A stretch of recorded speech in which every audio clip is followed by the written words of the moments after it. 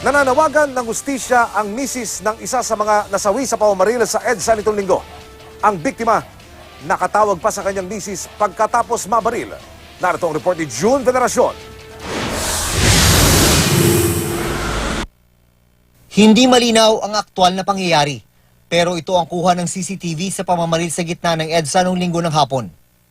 Pagkatapos ng pamamaril, nakatawag pa sa kanyang asawa si Alan Santos, ang may-ari at nagmamaneho ng pinagbabaril na van. Para sa proteksyon ng asawa, hindi namin ipapakita ang kanyang muka. Tart daw ang tawagan nilang mag-asawa. Sabi niya gano'n, Tart, may tama ako pero hindi ko alam kung saan. Sabi niya, Tart, pupuntahan kita, nasaan ka? Napuntahan kita, sabi ko sa kanya gano'n. Tapos sabi niya sa akin, nasa EDSA ako, EDSA kami. Tapos sabi ko, pray ka lang ha, pray ka, huwag kang matutulog, dapat gising ka.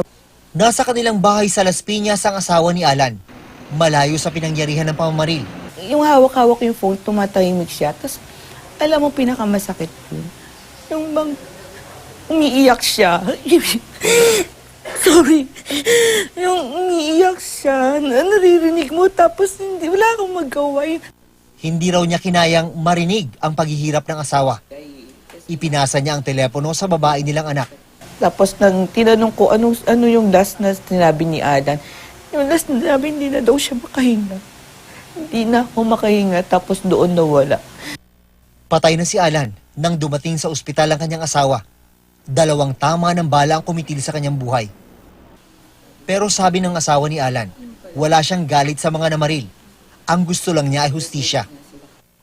Sana raw ay tulungan sila ng mga motorista sa EDSA na nakasaksi sa pamamaril na ang target talaga ay ang kasama ni Alan na si Jose Luis Yulo, isang kilalang negosyante.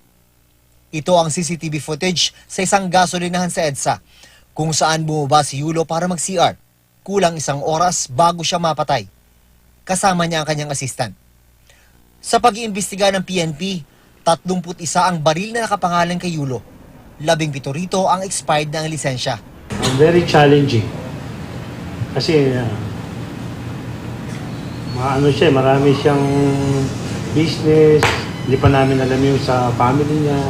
Nangako raw ang pamilya ni Yulo, nahaharap at sasagutin ang mga tanong ng mga investigador sa loob ng linggong ito. Pag hindi sila pumunta within a week, siguro we are obliged to send invitation letter to them para mag-report, magpunta sila sa office. June Veneracion, GMA News.